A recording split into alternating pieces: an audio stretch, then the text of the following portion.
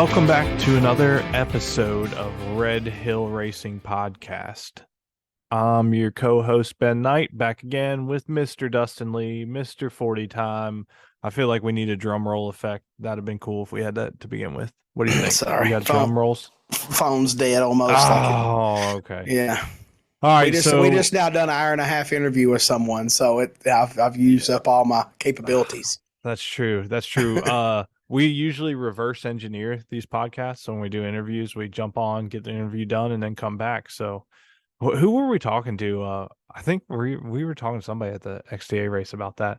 We're like, if the interviews ever sound weird, it's because we record the intro after the Oh, yeah. We get their stuff done and then go back and we do this little part, and then we talk about, our awesome sponsors and all that stuff, and then we cut right to it. Yeah, for sure. So welcome back. Appreciate everybody tuning in, listening, sharing, all that great stuff. NSF for sure. This is not safe for work.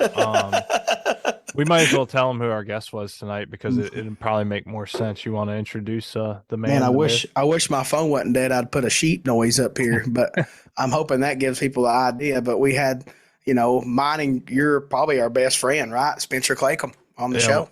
Oh yeah, for sure. Our good buddy joined us tonight. So yeah, we dropped some massive, I feel like a lot of F-bombs. It definitely hit a record. We apologize. It's like we're talking together in a little circle after racing all day. We were just letting them fly. So we're sorry, but hey, it's not safe for work.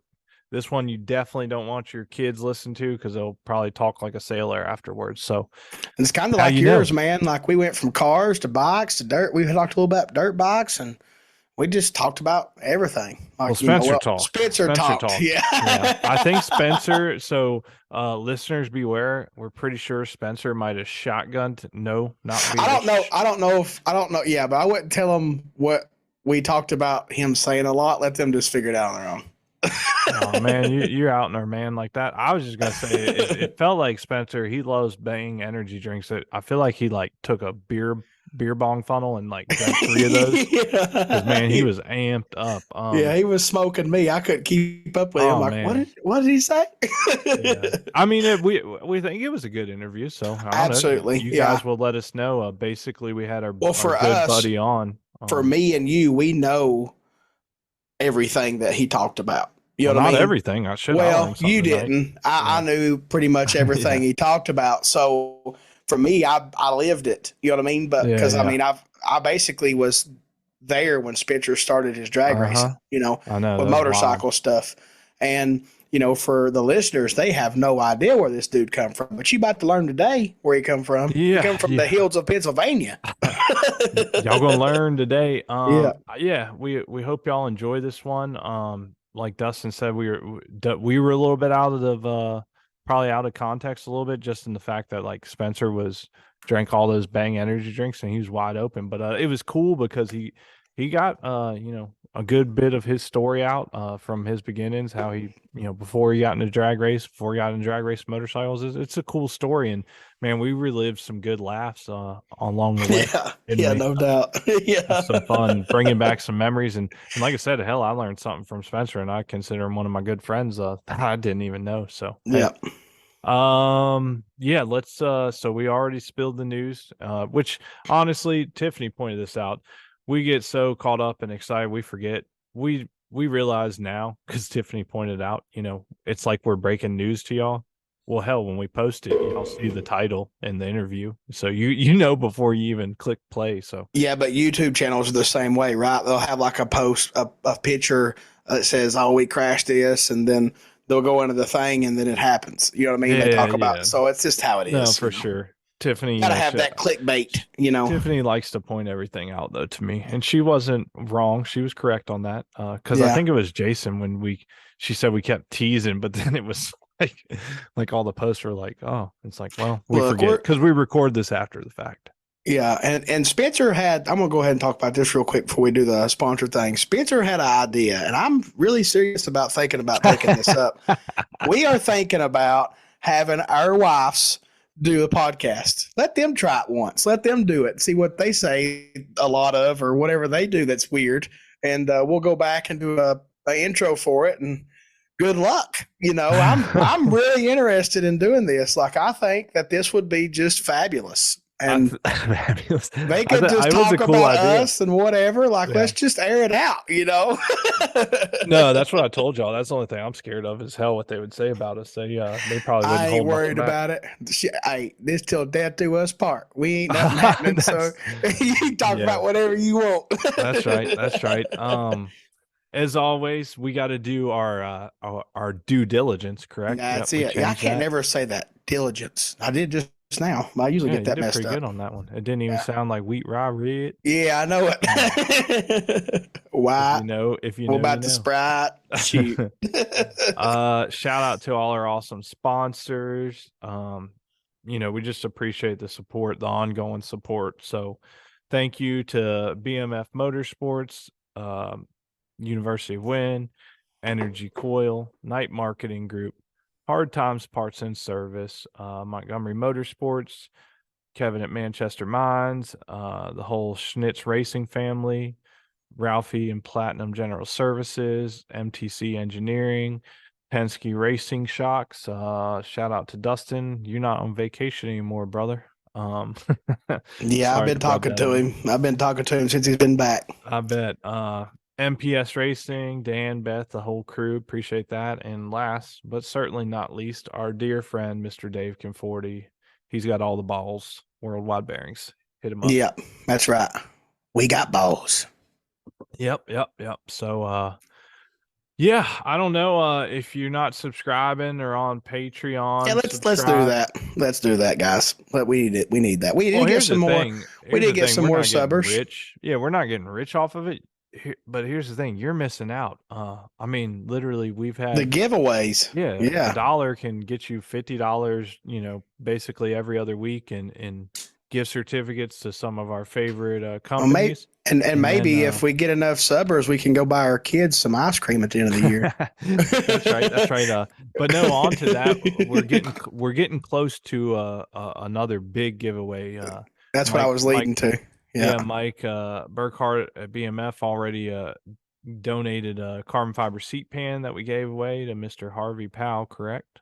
Yep. So he ain't got it yet, but yeah. Oh yeah, he's gonna get it though. But the next giveaway, we've been touting this one. We've been talking it up, and we are getting closer. We said at 10,000 downloads, we would give a giveaway winner, which it'll be our typical random.org. We'll just throw all the numbers in there, and it'll pick. They're going to get the choice, and they'll get to choose between either a Manchester Mines short neck frame service. I think it was a BMF Motorsports carbon fiber tank shell. Yep. Or a set of energy coil ignition coils. Which all of these three items, I think they're all right in between the $600 to $700 and some dollar range. So I mean that's huge for $1. And like we said last week, and you got options. Yeah, you get to choose.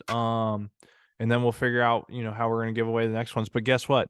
We are over 7,000 downloads. And based on the average right now, this giveaway will probably take place. I'm going with early to mid-June. So probably another 4 to 5 weeks. I feel like we're going to hit this mark.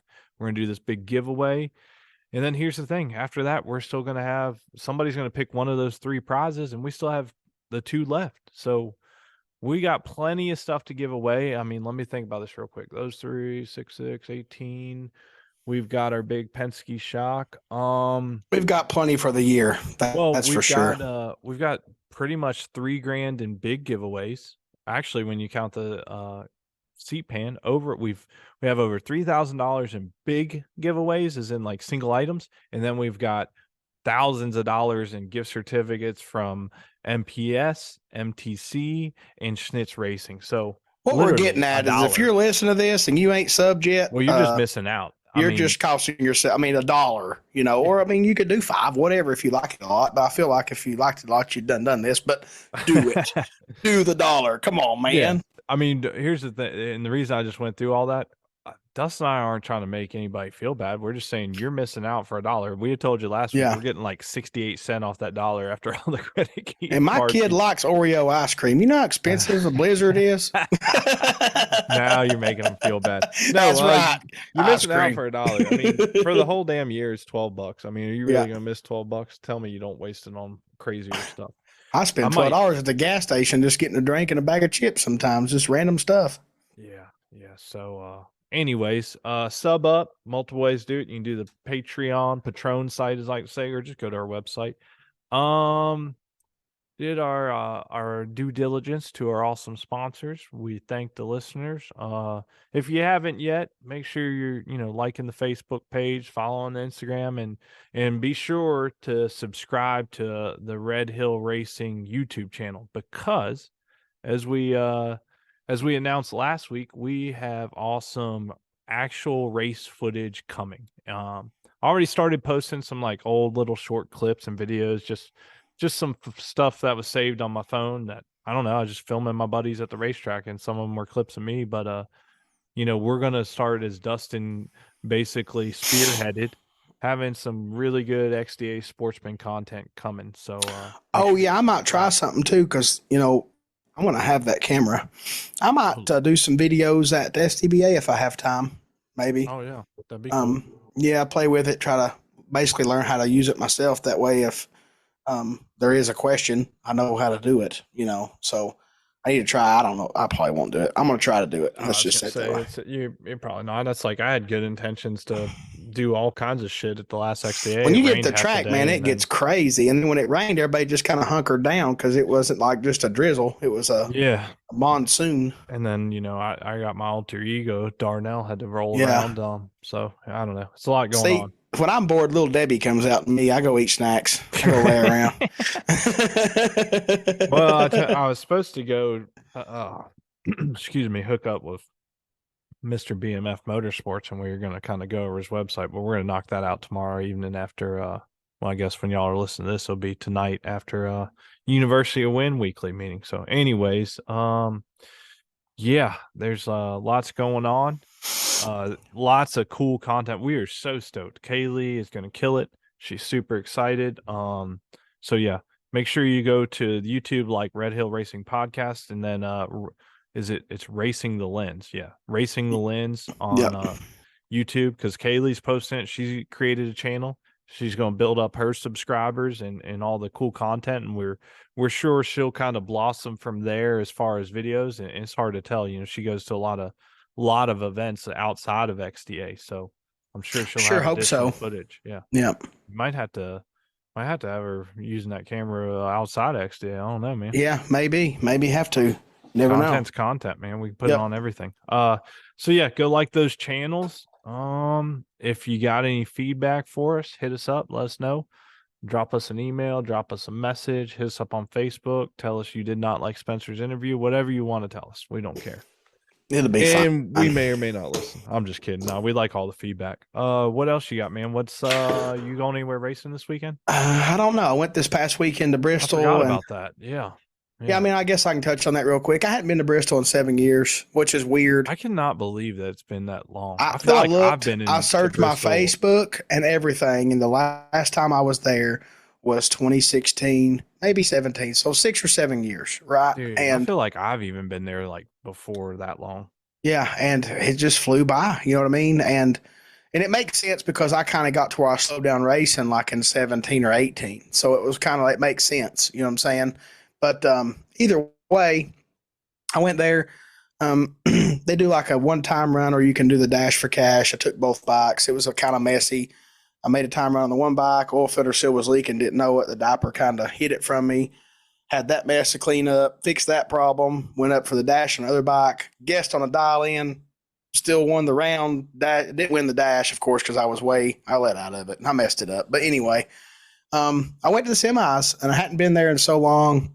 I did realize and remember that Bristol is a very nice facility, and the bathrooms are amazing, and everything about it's just clean cut. Like everything has its place. It's well organized, and Red at DR has a good little series, and I signed up for points. The whole reason for me going was to try to go to the bracket finals with them.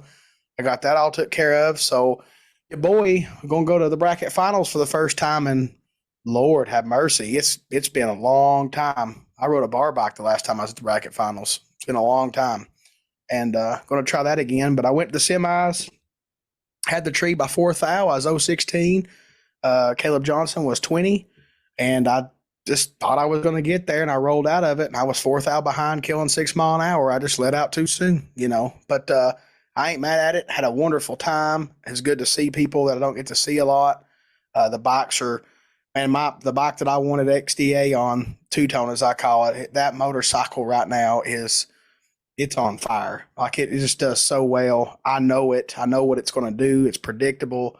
I've been racing it well. Ben seen some of my passes. I think I sent them to him every round, and we PB and J right now. I hope it stays that way. Man, very confident. Y'all are on it. I took the last couple of weeks and this week is no different already. It's just flat insane. I'm just so busy. I mean, I know you're busy too, but anyways, I had to sneak away to an annual fishing expedition tourney that me and some college friends do. We do it every year. Probably the highlight is the hilariously ridiculous invitations they sent out. They're not, I couldn't share it. I couldn't even begin to read the first sentence out loud, or we would probably all be in trouble. But they're hilarious. It's a good get together. Needed a little quick break. Yeah, it put me farther behind, but man, so anyways, before I get rambling off on a tangent, I was in and out of cell service, but when I got some after the fishing tournament on Saturday, I started getting all of Dustin's texts and messages, and he was just on fire. I was like, man, this is insane. And then I think my worst lot was the first pass on that bike, and I think I was 30 something on the tree. After that, it was 0100 pretty much. Like I just lived there, and to be honest, I couldn't even remember how to hit the tree. I didn't know if there was like something I needed to do at Bristol because it's been so long. I just raced it like I just done what I always start out as, and it was where I needed to be. And I was very comfortable, confident. Had like a lazy. Actually, it was the same tune-up from Maryland, but it's Bristol. Bristol's a slower track.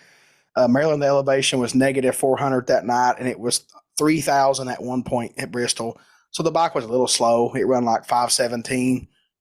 Nothing but timing could have took care of if I wanted to make it go faster, but there was no need. I was just bracket racing it and just having fun. And it done what it's been doing all year. Like it's just been that bike. I don't know. Like I'm almost kind of shocked how good it is. One thing that I did catch this week, which is good about being in the shop looking over stuff, is the voltage was low. Oh, not low enough. Yeah. Not low enough to like make it not run, but it was just lower than I remembered it ever being. And I actually called you, and I was just asking you because you had an issue with the charging one time. I'm like, man, I just feel like it's, everybody knows that Gage just now rewired this bike, and I did not want to go put a regulator on it and cut his harness and change stuff. So I was like, I'm going to try a stator. I have one. And I pulled the cover, stuck the stator on it. It went from 13.6 and after it idled for 5 minutes to 14.6. So I picked up a whole volt. And that's where the other bike is, and that's where this one used to be.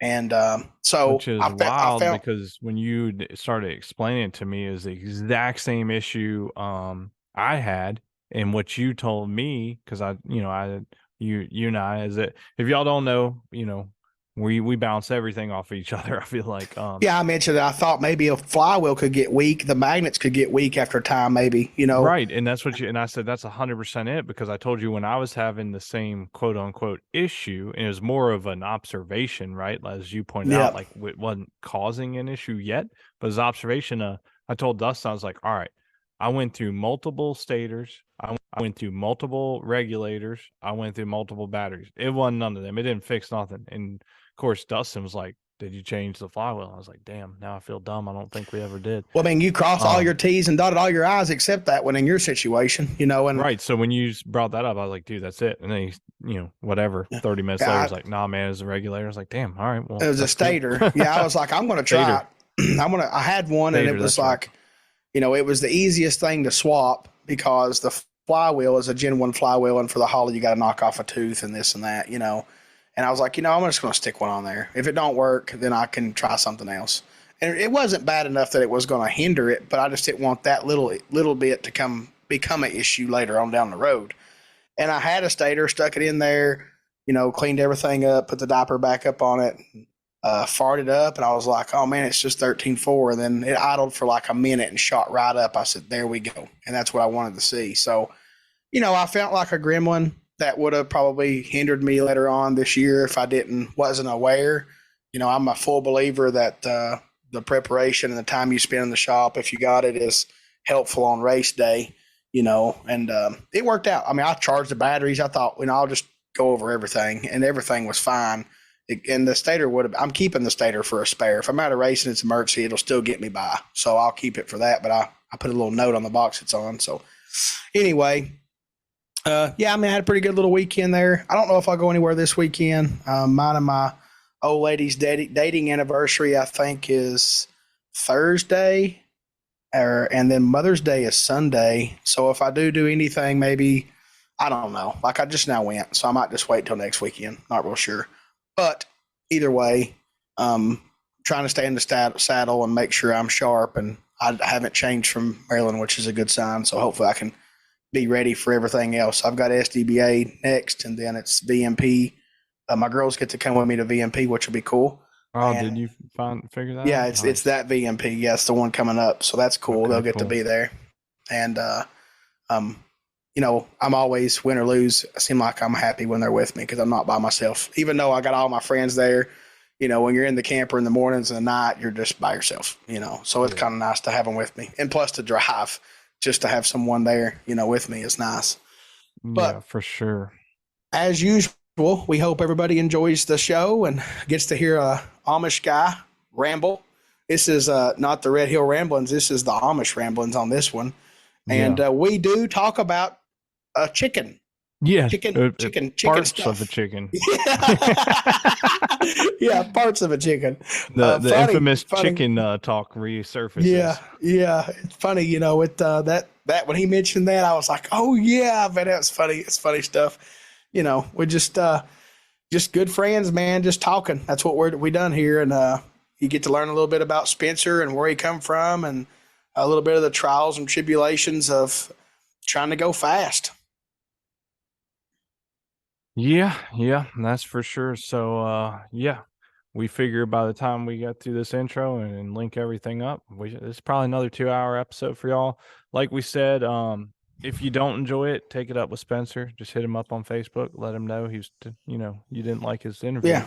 Yeah. You can say good interview, or you could say you suck, or whatever you want to say. What is just don't talk about drones. Is it oh god, man, you don't went into that. No, get it later. We touched on that. If you know. What is it? Is it did you ever watch like any of the Adam Sandler movies? Or like, I was a huge Adam Sandler fan. Who doesn't? Well, I love that guy. I was checking. I'd like to meet him in person, hang out, go fishing with him or something. Like, he'd be awesome. What I was gonna say is, when we were saying like, let Spencer know if you don't like, is it Happy Gilmore or Billy Madison when he's like, or no, is it Waterboy when he's like, you suck, you jackass? Yeah, I don't remember which one that is, but I know one of Adam Sandler movies. Yeah. So if you didn't like Spencer's interview, just make sure you message him and say, I'm pretty sure. Jackass. Yeah, I'm pretty sure that was Happy Gilmore. I'm pretty sure it was. Yeah. Anyway, happy rules. Yeah. All right, y'all. Enjoy this interview with our good buddy Spencer, and of course I'm going to call right now. All right. Well, I was trying to get an interview, so Dustin, bring it to him. What? Oh, you're coughing? Oh, okay. One more thing. All right, I took a drink. I'm better now. All right, he's back. He missed it. I set it up and he missed it was a strikeout. Anyways, enjoy the interview, and we'll see y'all next week on Red Hill Racing Podcast. Peace. All right, we got our special guest on the line, ready to chop it up with me and Dustin Lee. Welcome to the show, to the Amish Outlaw, Mr. Spencer Claycomb. What's going on, Spencer? I don't know if I call it a special guest, but, just a guest at least, Here's a special guest. To us. John Cena! I'm always doing dumb shit. You're special to us, buddy. Yeah. Special ed there, Oh, yeah. You ever recorded a podcast, been interviewed? Never. He don't know what to do with his hands. I wish we had video. You probably be Bobby right now. Yeah. Yeah, so welcome to the podcast. We're glad you could join us tonight. It kept us from another episode of Ramblings, which Tiffany doesn't like, but we love them. The last episode did good, Dustin. I think that's like one of our best episodes so far. It's like that's what we need to do is get all our wives on the episode and let them talk about us. Oh God! That'd be wait a minute. That might be a good idea. Ladies only episode. Let them have an episode. The girls do it. That's not a bad idea. That's not a bad idea. And then Ben, you get to listen over it and edit stuff, so we'll be okay. Yeah. I feel like though that you're right. That probably would be the best episode because they'll probably say some shit that we normally wouldn't, release on here. yeah. They'd probably cuss a lot less too. I don't know. Oh yeah. I don't know. Maybe. Yeah. Well, we kind of want to go back, obviously Dustin and I are quite familiar with you. But kind of just want to start from the get-go for the listeners who aren't as familiar with Mr. Spencer Claycomb. Yeah, basically the new number who dis. Yeah.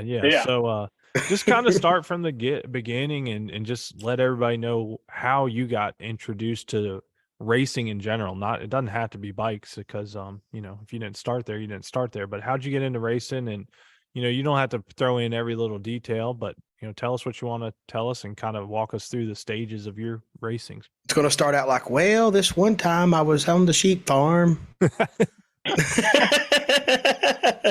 climbing 4-wheelers and dirt bikes, Yeah.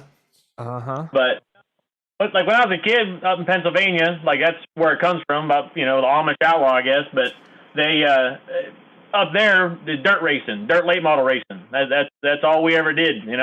Cutting tires and living in the garage, till Friday. Then you go to one racetrack Friday night, and then cannonball to the next one. You're the kid, so you're just doing whatever you can to be helpful. But when we moved down to Virginia, I, honest to God, couldn't have told you a difference in any type of motorcycle. Dustin knows. I mean, he's showing me stuff that if it isn't 2011 and newer, I didn't have a clue what it was. I mean, unless it was a dirt bike or something, Right.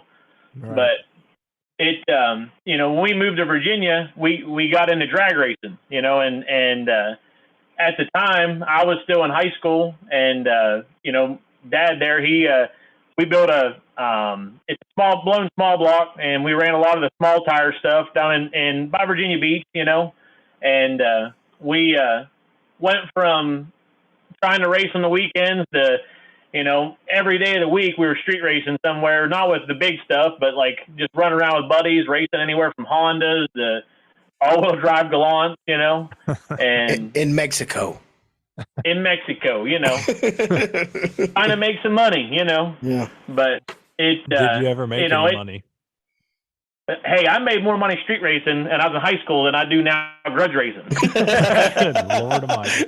Damn, there wasn't no drones there. Oh, we're in it early. Save that for later on. I could not say it. Sorry. I know. But if you know, right? Yeah, that's right. If you don't, you probably find out later on in this episode. So street racing to drag racing, got it, or in both, I guess, at the time. Yeah, and we seeing being down in like Northeast Dragway is where honest God, that was the first drag strip I was ever at in my life. And it's a little hole in the wall. Love it to death. I mean, it's about like, I guess how Rogersville is to Dustin there. Would never want to go there and go fast, but like when I was there, we all know Willie Nichols. Okay. Mm-hmm. He was there testing one time, and he showed up he had an orange and black Busa, and it had HTP stickers all over it. And I didn't know what it was. I mean, it just looked like a fast bike. I mean, I didn't know what I was looking at, and it went like, we were in a blown alcohol 10.5, 70.5 split bumper Camaro, all steel car. And it was a big deal to get it in the 490s. You know what I mean? Like, we finally got it there. And this was in I was still in 10th grade, I think it was. I mean, I was young, but like that's all we did. I helped Dad with the car. Like, that's what we did, And Willie showed up. I think he went like 535 or something like that, like 130. And you would have thought, I don't know. It was the most impressive thing I ever seen. Street tire, here's a motorcycle, and then boom, and it's like we can't even give this guy the break and run him down. Like who? Like I didn't know who he was, you know. But it kind of funny. Before all that, though, we moved to Newport News. Okay, we first moved to Virginia. Before we knew, like, I used to live down a hollow road in Pennsylvania to like a road you would never go. You know what I'm saying? And we moved to Newport News, and I swear to God, this, you know, swear on the Bible, we were behind Larry McBride's shop, and I remember passing and seeing a big stacker, and I remember saying, like, man, there's all of that for one motorcycle? Like, I just couldn't understand, like, you know, who would have all of that for a motorcycle? Like, I was just confused, you know. And I didn't know. Honest to God, I didn't know people even raced motorcycles like that. And this was in the, you know, I was in early high school, you know. Right. And we, you know, as time went on, you know, you start seeing more of the bikes showing up. And, you know, all I knew was if someone asked me what a fast bike was, you know, all I seen was Boosas. So that's what it is, you know. And I never rode a street bike a day in my life. Never. I rode dirt bikes all the time, you know, four-wheelers, dirt bikes. I mean, you know, when I was a kid, my cousins too, you know, riding up in Pennsylvania, you know, the big thing was riding like dirt drags or going and riding hill climb, you know. Mm-hmm. So like when you're the younger cousin of all the cousins, you know, and seeing them climbing the big hill climbs and the craziness, you know, that's the coolest thing in the world, you know. So like you, of course, you want to ride bikes, you know. But when we, you know, speeding back up to things, back when we were, you know, drag racing, street racing and stuff, Megan got the opportunity, my wife now, to move to Maryville, Tennessee and go to college, and she got a full ride to be a teacher. So as I was machinist at the time, you know, working, I was learning, apprentice machinist, however you want to word that. And, you know, regular job Monday through Friday, and she was moving out to here to go to college. Well, I said, well, you know, I can't afford the gas to go back and forth all the time. I said, I've always wanted to buy a motorcycle to ride. And to this day, I still don't have a motorcycle license, but I guess I should have one by now. But, you know, but I went and I was like, well, I'm going to buy a motorcycle. I didn't look at nothing. I was like, all I knew was like, well, I might race one. I might as well just buy a Busa. That's what all these guys have. And they're all fast. Like, you know, going to Hertford and watching like a grudge race, like it was Tony Bynes' grudge race. That was the name, you know, and all these guys would show up, like, you know, I'm not trying to throw names, but like Cody Lowe and their crew would show up. And it was I don't know, like I ain't never seen nothing like that before. When I was, you know, when we were in high school, like it was like, man, these guys, like crazy, how fast these bikes were, you know. And I think right then and there is when it really took off, you know. So I went and I was detailing cars at night and machine shop during the day and street racing whatever we could to make money. So I had a little money up, and I went to I can't remember the dealership in Virginia Beach, but I think it was Cycle World. I think it was, but it's something like that in Virginia Beach. But they had a white Busa and a black Busa, and I was going to buy the white one, but Megan picked the black one, and she's like, I'm gonna name it Molly. And that's your bike, you know. That's what we're doing.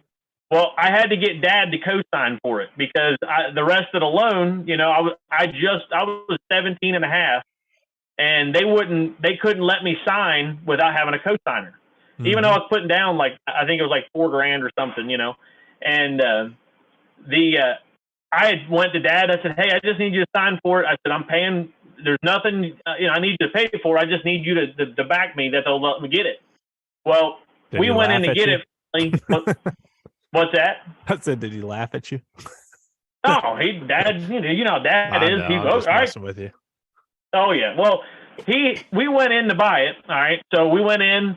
I signed, you know, and like, well, the loan wound up because I was under 18, and the guy didn't tell me at the time, but he made Dad sign his name for everything instead of wasn't in my name. Okay, and the guy, you know, Dad was in shock, you know, of course, at the time. And I was like, I swear to God, I didn't know, you know. And the guy was like, you know what he's buying, right? You know, and this was in the 2011, you know. And me and Megan were in the showroom looking at leathers and helmets and, you know, just to get a helmet to go because I didn't even have a helmet, you know. And the guy asked Dad, he's like, you know, this is a Busa. Like, this, you know, this And he's like, what else has he rode before now? And nothing, like Dad was like, he's heard dirt bikes, and I swear we got it picked up and it was just starting to rain. Okay. It was like where it was just spitting enough where the road was just a little wet. Well, I didn't get to test ride it. You know what I mean? When we got there and looked at it, I told the guy I wanted it. He laughed at me, and we worked the deal out. And I couldn't even tell you how to start it. I got on it and he was like, go ahead, and didn't even have a license, So I was leaving the dealership and I pulled out and it was Virginia Beach Boulevard, real straight, and I just gave it just a little throttle just to feel what it, I don't know what these things run like. And no shit, in a matter of about an eighth of a mile, I about dumped that thing right in front of the dealership. I mean, full sideways, back the other way, like stuck my legs out like a dirt bike to catch myself. Wow. And that was come. What's that? I said, wow, how far you've come. Exactly. That's what I tell everybody all the time, In 2011, I honest to God, when I bought it, I said to Megan, I was living with Megan's parents at the time in their room above the garage. And then in the garage, I had the bike. Well, I didn't want to know anything about the bike because I knew it would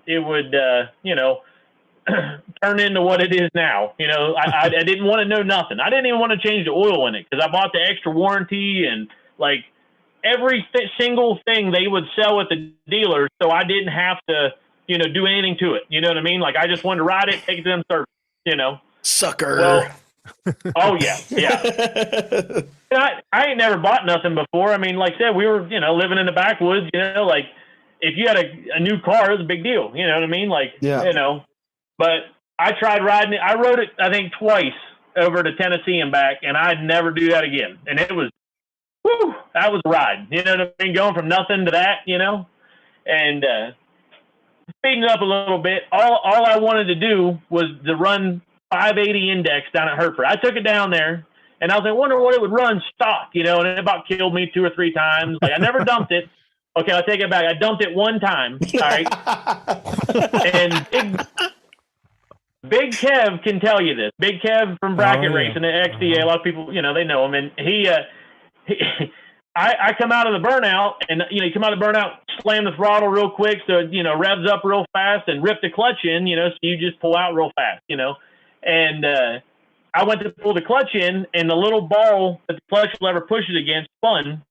And when it did, the clutch wouldn't come in. Like it locked it up. So it just kept spinning and it just washed out. Like I grabbed the front brake and it just right down on top of my leg, And no shit. Big Kev walked over and picked me up like a rag doll from my collar, my leather jacket on, and had me like hanging there like, you okay, buddy? Like put me down. Like put me down. Oh man, yeah, couldn't make this stuff up. That's for sure. Swear, but so that's where I learned to ride was at Northeast. Though I was just trying to run with Barry Fryer and BJ Fryer. I went to high school with BJ, and watching them guys run, the 580 index, and it was like, man, if I could just figure out how to get this thing to run that, like I was running like 630, like foot shifting it, you know what I mean? Had clip-ons, and I used to race in my Cintas work pants and a jacket. And now knowing what I know now, I can't believe I was riding that. You know what I mean? But it long story short, though, just trying to get in with Barry and them, it kind of spiraled into going with Big Kev, and he was like, man, let's go to MyRock. And I was going. We were trying to chase the points championship at Northeast Dragway. This was at 2013. So 2 years into learning bikes, didn't know nothing, nothing at all, And I was trying to run and get the points championship at Northeast, local hometown track, And Big Kev was like, man, there's a points race this weekend, but MyRock's in Maryland. And I was like, what the hell's a MyRock? Like I didn't know, And he was like, man, we got to go. And I was like, all right, we went, and I mean, I don't know. Ever since then, we were hooked. I mean, that's all it took. No, I mean, just seeing pro street bikes going down through there, like, I don't know. You can't explain. Like the first time you ever see it, it's like, man, it's the coolest shit in the world. Like, I don't know how you. I know exactly, dude. Like our kind of intro into bikes is exactly the same. You know, grew up just like you. My uncle dirt track race, so I was there, and then dad drag race, so similar thing. And then like we were always at the drag strip, and the craziest person I ever knew for the longest time was Travis Wood, because he was local to, you know, where we raced at Eastside, and Travis would come out there on, you know, with full blown grudge bikes and just like ride wheelies the whole way down the track and crazy shit. And like I was always like, man, these guys are crazy. And then just kind of, you know, once I moved down to Bristol and whatever, and Uncle Jerry got me hooked into it. You know, the first big race I ever went to, same deal, dude. Loaded up with Darren, you know, down right down the road from you, and or he picked me up. He's like, let's go to My Rocket MIR. I was like, I'm cool, I'm in. But I didn't even have a bike to race then. I just went with him, and from that point on, same deal, dude. It was wild. It's like, all right, I'm in. I'm hooked now. Yeah, and I don't think I've ever missed one. You know, when IDBL, MyRock, and XD, I've never missed one of those races. I think now just, you know, other than if it was canceled or something, but I don't think we ever missed one yet. You know. Well, I remember seeing you at Rockingham. I think was like the first time I ever seen you. That's when all of us met him. He parked beside us. Yeah, I had bought a race trailer, my old red, you know, and I bought it for my pickup because at the same whole time I was running to my dad. I was telling him about the blown alcohol car. You know, they had a 470 index, and then they sped it up, went 440 index. Well, I got the opportunity to drive. You know, Dad, I always wanted to drive the car. You know, so I got to drive it. The first time ever was at Northeast Dragway. You know, well. Wow.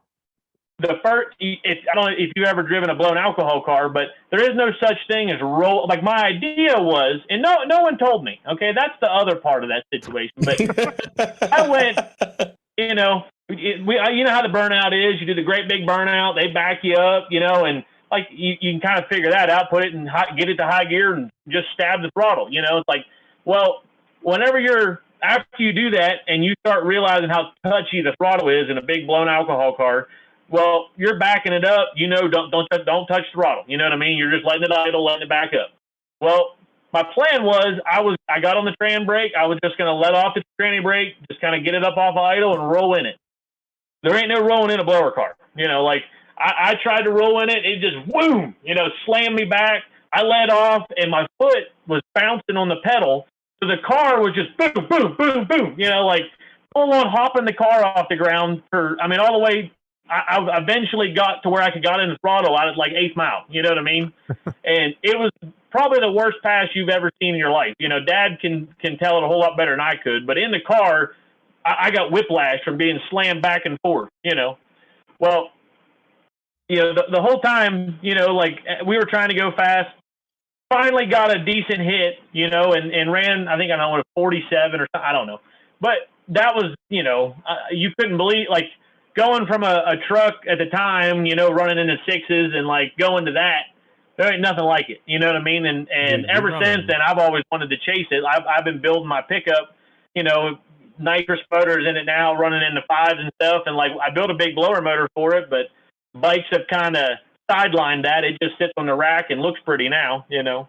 Yeah, but you kind of just zoomed over the fact. I mean, like, just tell people, like, how you went what in the 8th mile in a car, like when you were whatever 18 in high school or whatever. Yeah, I was 17, 16, you know, and I went or 17, 18.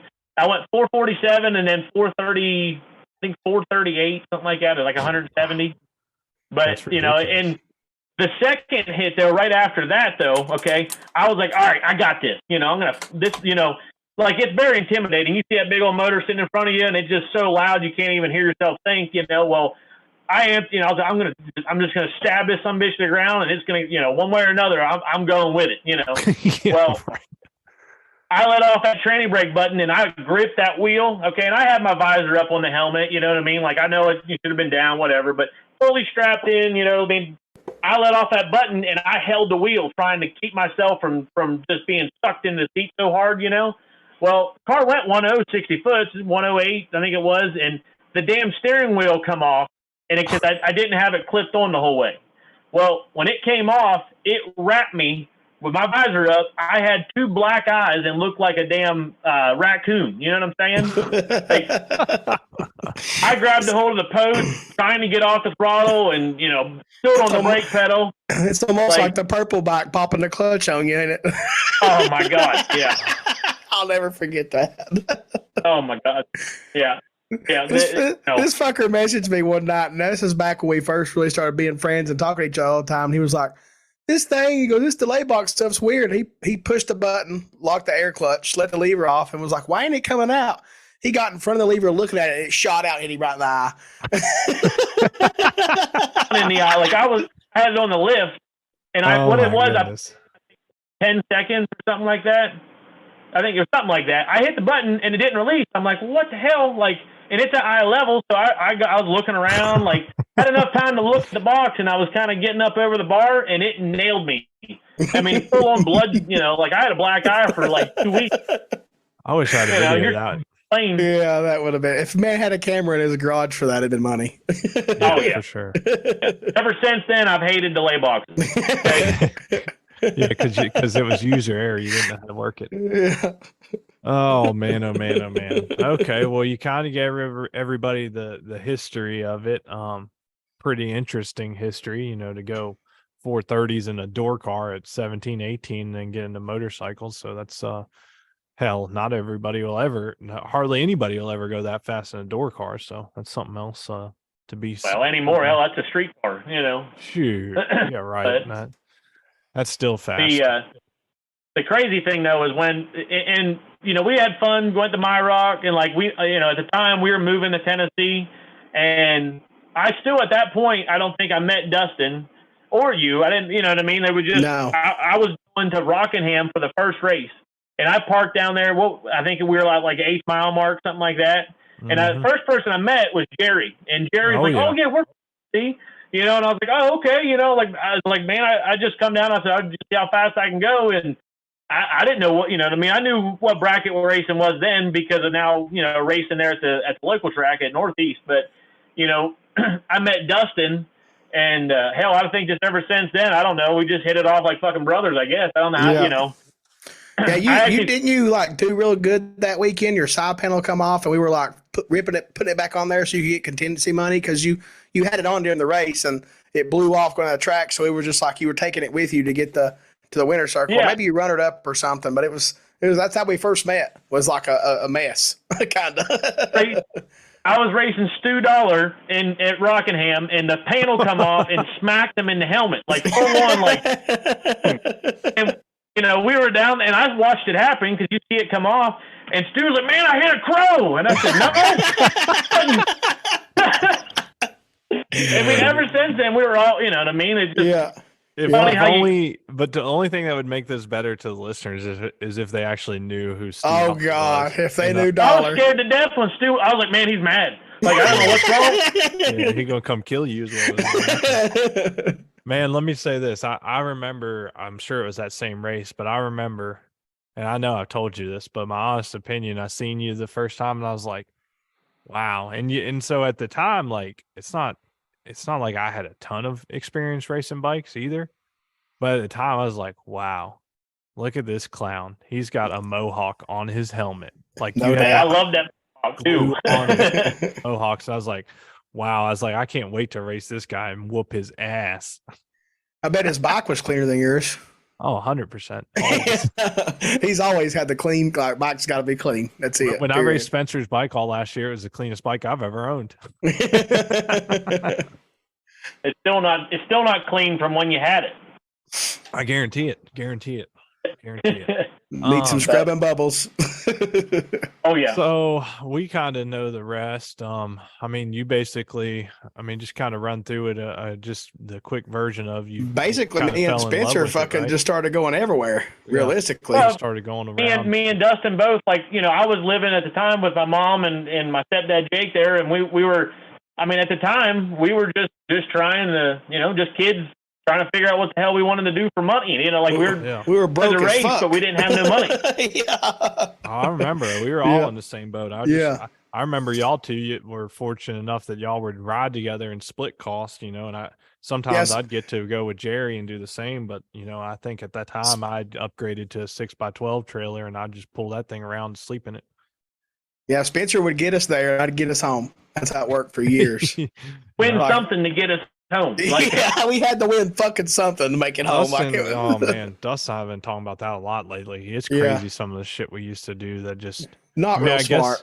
Well, I guess at the time, none of us were whatever married. We didn't have the priorities. Yeah. Right. So like it was a little easier to be that irresponsible, but damn, were we irresponsible. I mean, same deal. Like ain't nothing like motivation to win a race when the only way you were getting home if you didn't win was on a credit card that you probably couldn't pay off the next week. So or use your rent.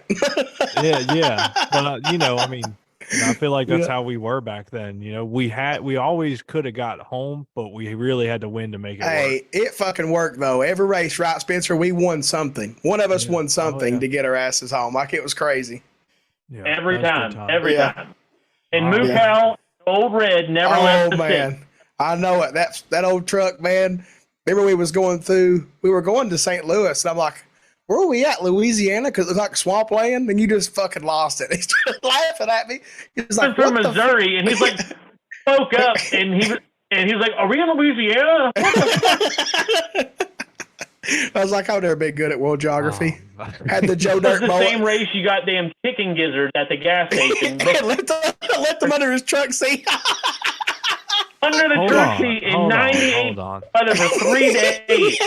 Hold on, Dustin, you bought chicken gizzards? Yeah, we stopped at a truck stop and they had gizzards and livers, and I got both. And I didn't like the gizzards, and I liked the livers. And then he got a pickle in a bag and drank the juice. I always do that. Witness to that. Yeah. But never chicken gizzards. We were driving, right? So I just slid the tray under the passenger seat. We were just rolling. I think I had a Joe Dirt wig on. We was just living our best life. And we got the track. Of course, you're excited. I didn't think about that. I forgot about that shit. And then 3 days later, after being in 90-something degree heat, Spencer was like, what is that smell? I was dying. I was like, I know what it is. Oh, man. Wow. I bought everybody ice cream. Hey, that was where I got my perfect pass, though. Triple O and dead on with the O out there. Yeah. I saved that ticket. Framed that one. And I got accused of being a cheater then. Yeah. What? He got accused of being something. Being a cheater with a hand clutch booster running crazy or super comp. Yeah. Actually, I do remember that now. Yeah, I do. Yeah, that was wild. They were saying that he was cheating because he had a perfect package. And I'm like, I don't know how you could cheat with a stock clutch, but okay, And anyway, that's just racing, right? If you do something good, you always got to be doing something wrong to do so. Yeah. No, exactly. Yeah.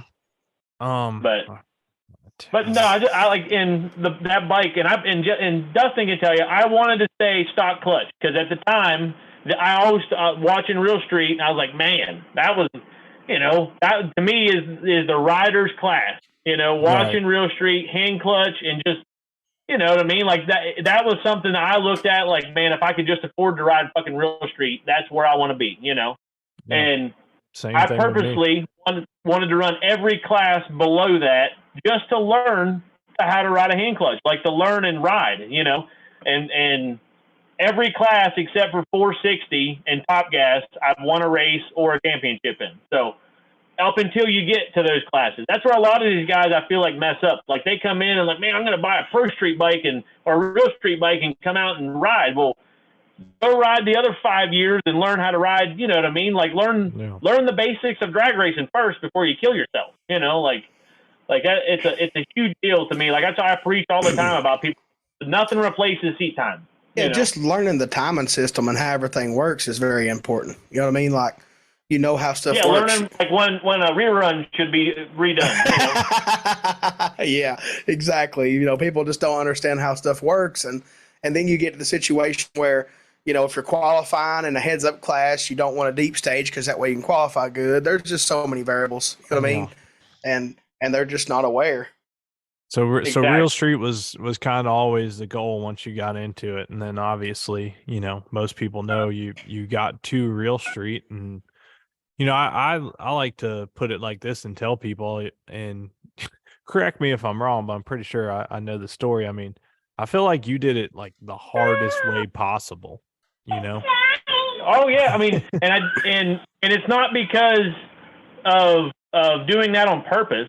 It's because I remember looking at looking at Cecil's HTP stuff, okay, and I was, man, I wonder how much a head and cam package is. Like I was no shit at the time. I was saving money because that was my plan. I was going to go up there and do that, and then I started realizing doing just you learn everything as you're going. Like the nitrous kit that's on my little bracket bike is the same one that I first started with, and I preached to Dustin that I didn't want nitrous. It was just I don't want to mess with it.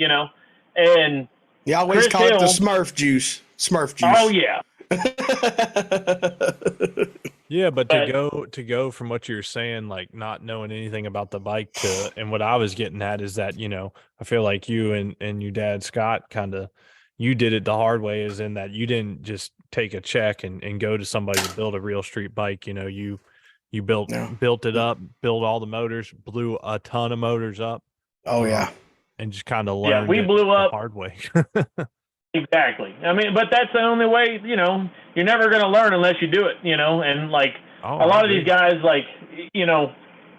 would I recommend doing it that way? If you really love the sport and love doing it, by all means, you can't replace that, but it's come a long way. I mean, when we first started in 2017, we tried doing it with a stock ECU, and that was a nightmare, so finally we did a Holly, I think over 2017 to 2018. And in 2018 is when I think I won the championship in 2018. And we went, and a lot of people make fun of me for it. And it was hilarious, but we went to Dragway 42 Man Cup in 2018. And we were the only real street bike other than Marcus Hilton that showed up. Right. And I think he didn't show up, until Saturday, because we were the only one there or something like that. Well, we were the only one there, and I blew up every engine I had and every part I had. We blew it up Thursday, rebuilt it. I didn't have a spare motor time. We were just taking parts, So pulled the motor out, rebuilt the whole motor, put it back in, blew it up Friday morning, took it back out, rebuilt it again, put it all back together. Then we blew it up Friday night. We made the last qualifier, and we took it back apart and decided, hey, let's lower the jets, because we had, at the time, I think I had 228 jets per hole, and then I brought another, I think, 26 on it, just because, on a car world, I'm like, well, it might work. I don't know. Well, it doesn't work. Hold on. Slow up. For the listeners that don't know, can you give an idea of the horsepower you just told them? Because you said jet size. That's about 340 shot of nitrous. Okay, that's what I wanted to race. Understand. I wanted the record. I wanted to win. So I was just, it's going to blow up, and I'm going to learn. Well, I learned it doesn't work. I mean, it will work, but you got to have a lot of things right. It always went real fast. It always went real fast one time. Like it always did. Yeah. I mean, and all 2018, every race we blew it up. Not intentionally. We just, every race we blew an engine up and took it out and rebuilt it before we went. And we would get somewhere around 8 passes out of an engine. And if we made it to Sunday and we won first round, we weren't even concerned with the next couple rounds. We were just worried about making it to final and it's still running, because if we made the final, it was blown up so bad we had rags taped over the engine breather, and then, we had Gatorade bottle. We had 2 Gatorade bottles with 2 duct tape hoses in it, trying to catch all the oil so Jason Miller wouldn't shut us down for blowing oil. No shit. No, I mean, Dustin and I, we know, but we lived it. Tell the listeners, hey, that's crazy. That's crazy. I mean, I don't know. I guess since, Dustin and I are such good friends with you, we just kind of forget about all of our stuff. But just hearing that, some of this stuff and stories brought back up that you're telling the listeners is just, it's hilarious and mind boggling, to be honest. But yeah, you were getting it done, you and your dad and everybody else that helps. So yeah, that kind of was getting it going. And then, how did I mean, you can keep on going a little bit with Real Street, but what kind of spurred you onto the Grudge? So if you want to keep on going with a little bit of Real Street and go for it, but leave it up to you. Well, I mean, just Real Street, we did great till April of 2019, and that was a mess down at Man Cup. we were we tested a lot that winter, and I'm pretty sure, I don't remember what I ran at Crossville, but I think it went like a 50 something. I don't know, but it went like 155. So we finally had a motor. It was living. I think you actually we went understood. like 490s at Crossville. I kind of remember the group messages, like high 490s or something. It was fast for sure at the time too. Yeah, and we were, trying to make the chassis happy so it wasn't fighting so much, Mm-hmm. Well, we went down to South Georgia, and we, I think it was I don't know if it was Saturday night, the last qualifier. I don't know. I think it rained, and then we got one hit, and we tested Thursday, but we got one qualifier in, and then I don't remember what we did, but we definitely lowered the bike. We lowered the front end of the bike, and we were trying to raise the center pin up.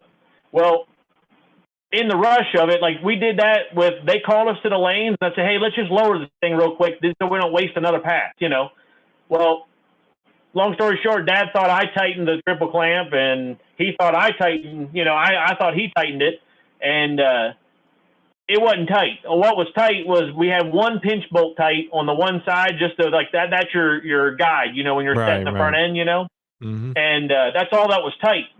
Well, I left. I was racing Johnny Turbo, and I don't remember what it ran. But the bike, all of a sudden, usually then if the motor's blowing up by 1,000 foot, you feel it. It just starts nosing over, and you're getting out of throttle. Well, it did something funny, and I don't remember what it went wrong, but it put weight back on the front end of the bike because it was rolling off the throttle. Well, when it did, it come down and slid down, hit the tire, and no shit. I looked at the mile an hour cone and I said, man, I think I'm crashing. Saw the cone and everything, And I mean, that's not next funny, thing I know, but the way you said that was sound like some Ricky Bobby shit. I said that's not funny. I swear to God, that's what I said. Man, I'm really going down. Yeah, but the way you said it, man, I think I'm crashing. Yeah, I mean that's how we forget about how easy it is to really crash, But oh yeah, I mean something you'll never forget. You'll never forget your helmet. Waking up to your helmet sliding across the blacktop. You'll never forget that sound. Let me tell you that.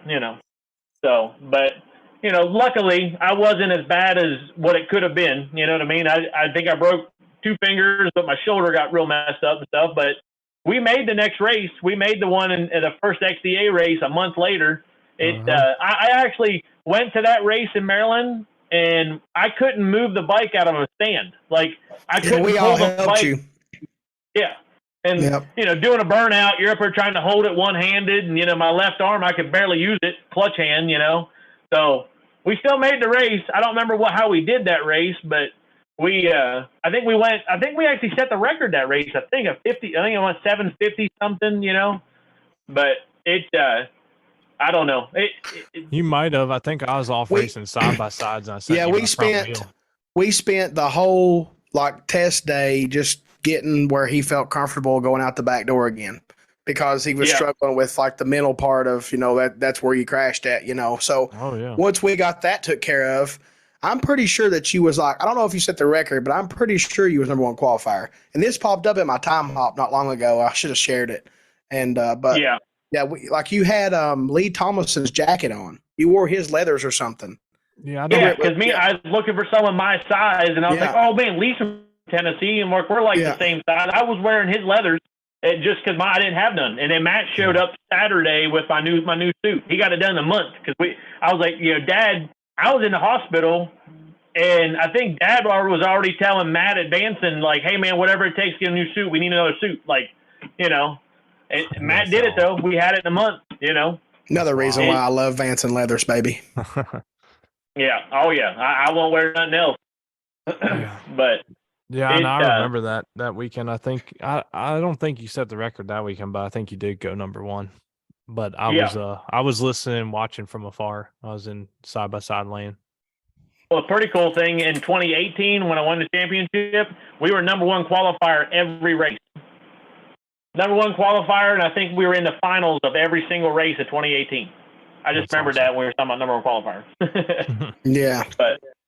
But so then 2020 came around? Yeah, I mean 2019, I think we did okay, but it's hard to battle. We all know the real street battle. It's hard to battle the motorbikes. It's just a different battle. But whenever 2020 came around, I this whole time, I mean, really, grudge racing really wasn't even. I mean, we all saw grudge racing. We all kind of what I mean. Everyone's been around it, especially when you go to an XDA race. And at the time, all we did was sportsman race, like racing 5 classes a weekend, and then also real street. It was just got to the point where it was too much. You go to the race and you literally like, what'd you eat today? And it's like 10 o'clock at night. It's like, man, I don't even think I drank anything today. Like, Dustin, you guys know. I mean, Oh yeah. I mean, we're all so busy. Well, I don't eat because it's my choice, but for the most part, there's times that you just barely have time to drink water, realistically.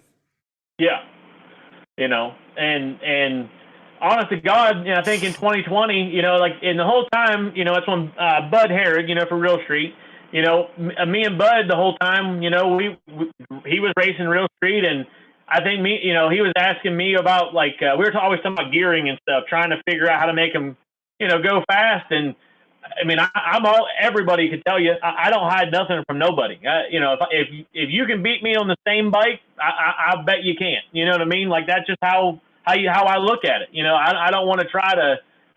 At the time, now grudge racing, that's different. But in Real Street, I would help anybody, and I still will. You know what I mean? There's nobody that we wouldn't help to do anything. And but at the time, that's when Bud, me and Bud, started being pretty good friends and stuff, and he had the bike Under the Influence, obviously the one I rode last year and won the Monster Bowl championship with. But at the time, the bike was sitting and stuff, and he I don't even know how that even worked out. The bike was here at my place all the way, just the way it was whenever Bud had it, and it was here for I think the whole winter of 2020 to 2021. I think it was. I think I don't remember exactly how that was, but and I remember telling Bud, I'm like, Bud, I don't know what do you want to do with it, and he I think he took it back to his place after it's sitting here, and we raced Real Street. And at the time, that's when I brought TikTok out because I was trying to build.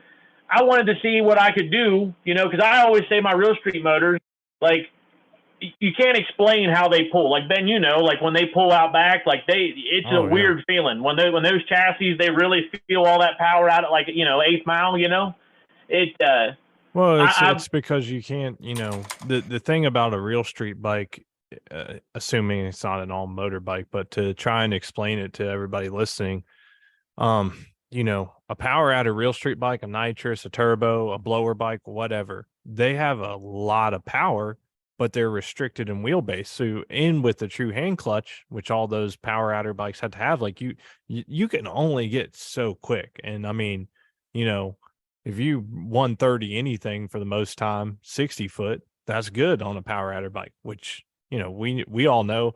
I'm looking at my blower bike right now and it'll click off 120s like clockwork, not even pushing on it right now because it's not restricted in wheelbase. But as you're saying, the 60 foot isn't that fast. It's not like yanking you like crazy, but basically from 330 on, if you make it clean to the 330, as Spencer's saying, ooh, watch out, because that's when all the power starts coming in. Oh yeah. Yeah. I mean, it's just like, man, like it's like ripping you off of it. It don't want you on it, and when we started building these big motors, like at the time, that's when we started learning, like, I think that's when I bought my first crank through Dustin. I think with the APE. Yeah. And I went from a 1441 to a 9 mil, and it tried to kill me. Like it was like, oh my God, I should have done this 2 years ago, And I remember because I was trying to get you to leave on motor and then spray it. Yeah, which still doesn't work because we got so much spring pressure. You still can't ride. You got to have enough power to blow through the clutch to make it. But anyway, I always wondered what my motor would do. Like, one of my engines, put it in a lightweight chassis. Like, it's got to go fast. If I can go 490s at 755 pounds on this thing, I got to go fast on a cut rail slider bike, you know. And so that was the theory behind grudge racing, though, is you just kind of wanted to see, and just kind of trying to piece it all together for the listeners. Basically, you know, you'd been running Real Street for a couple of years, getting better and better, getting, you know, figuring out the motor game, you know, what you need to do, getting stuff to live, and then just started building bigger and bigger motors, and, you know, knowing what you had and the power, you just wanted to see what it would do without rules, right? That's what you're saying? Exactly. I just wanted to see what it would, you know, run in a lightweight chassis, just because, you know, like I always would refer to the, you know, like, man, you're watching the grudge guys, watching, you know, at the time, you know, you're watching the pipe, you know, like, man, they're really putting a lot of shit through that, you know, like a lot of nitrous, you know, like, and you're learning what they're doing, you know, and you always wonder, like, man, I wonder how your stuff compares, you know, like, and I was always big about, there's nothing that we don't do. The only thing we don't do is paint, you know, but even my new bike, one trip, there ain't no paint, nothing, but we'll get, you know, but the, everything we did, we wanted to do ourselves. There's nothing, we didn't want to pay nobody to do anything, everything from wiring it to everything, you know, and, you know, TikTok, the only thing I didn't do on it was I wound up actually going down to NPS and they did the wiring. You know, Dan did everything. It's beautiful. It's still beautiful, even though it's been caught on fire about 20 times, but it's still nice, you know, it still works. But we built TikTok as like, the real plan was it was going to be a 460 bike. At the time, yeah, you know, still Ray Mancini, you know, there in Wonderland, Tennessee, as I call it, but we were planning on doing a no bar 460 bike, you know. So like I talked to Ray, I was like, you know, how does an auto work? I bought it through Dustin, and I bought a big micro polished Robinson 6-speed, and I didn't even want to put it in the motor. It was so beautiful, you know. It was the prettiest thing I've ever seen, you know. It was nice. I remember looking at it. Yep. Oh yeah, I mean it looks better now. We had to send it back a couple times, but you know we put it together, and we actually finished the bike in Pennsylvania in my grandfather's shop. And we were up there. We had, you know, a lot of family stuff going on, and, you know, the whole family was up there. We put it together. Didn't know. We literally fired it up, and we're like, all right, let's test the two-step. And we didn't know what was, like, it tried to spray on the two-step. Like, it was a mess, okay? And this was like, I think Monday before going to the first race there in was it 21, right? I think it was. And my buddy at the time, you know, before that, Jason Heron, he rode the turbo bike, Old Blueberry, in 2020. He rode it, and me and him turned in pretty good buddies just because we both had Hollies, we both had nitrous bikes, and everyone knows Jason's a talker. You know, that's who ought to be on here right now instead of me. But, well, maybe we'll have to get him on here at some point. Exactly. You know, but he, you know, we're just turning into really good friends. I mean, just through, you know, just hanging out, you know, and we, I said to him, I said, well, man, that bike wasn't mine. That bike was Quinn Rand's from Nashville. And Quinn asked me to run it and try to campaign it to, you know, try to sell it, you know, and, the bike was fast. I mean, it, you know, it's a great bike, long story short, but I had offered to Jason about riding a grudge bike. You know, I said, I don't know. I said, forewarning you, I said, I don't even know how a slider works. I said, the whole goal is I'm going to take my Real Street setup, put a slider in it, and we're going to see what happens if you let go of the button. You know, like we had no clue what we were doing, you know, and we did no testing. We went straight to Maryland, and I put my Real Street tune-up literally right out of my bike straight into that bike. And didn't change nothing. And we ran a motor hit, everything worked, everything was great. So I finally turned the nitrous on. I was like, well, you know, in theory, this works perfect in that bike, and it's we were at the time we were leaving on a 28 jet, so you know 120 shot, and that's what we were leaving on to make it blow through the clutch. So I thought that sliders, you know, needed the same. Well, that thing left so violent. It broke the chain and left in a wheelie and sat down and still went, I think, like 112, throwing the chain off of it at like 20 feet, you know? And I told Jason, I was like, man, I ain't trying to kill you. I promise. I was like, the whole goal with him riding it is I wanted to learn and tune from behind, you know, like I wanted to, you know, you're going to learn more watching and just, I have more fun making tune-up changes even when I ride real street, I don't get I don't know how you explain that, the excitement factor from riding it, I guess. Like, I love it when you're on the bike and it totes the tire and it's hovering and it sets down. I'm more excited, like, hell yeah, I know that tune-up's right. Like, I'm not excited because of what it's doing, like. So, and I get the same feeling, like, when like, building bikes and helping people and stuff, that same amount, like, adrenaline rush you get from watching something work in front of you, like, just how you wanted it to, like, knowing your tune-up's right, that's, I don't know. I have more fun doing that than I do riding them, But we learned a lot with Jason riding. I mean, we went from, like I said, not knowing a single thing to, I don't know if I think we won a race by the end of the year. I don't remember how 2021 finished. Honest to God, it's been a blur. I mean, from then to now, I can't remember. I mean, it's crazy. You guys know how it's been. I mean, we hit every grudge race we possibly could think of, and that's when we bumped into Mr. Pro Stock. Old Gage Herrera. Killing it. We bumped into him, and I learned a lot from Gage. You know what I mean? I tell him that all the time. Like, learning, like, I knew how to make power, but I didn't know how to make it work in a chassis because I didn't know anything about it. And him and his dad, I mean, the stuff we learned just from hanging out with them guys is, and I tell them all the time, they know it, all the guys around there, But we, it really, at the end of 21, my goal, I wanted to ride a bike, and didn't really have the means to do it just because at the time, my business now, we're a trucking company, and small trucking company, I run my 5 trucks and we have other ones that are dispatched that I run for them, and there's just not enough time in the day, and the plan literally before going into last year, we were going to go to Cecil's race there at Galat at the first race of the year, like to get everything, just to take everything down before we went to XDA.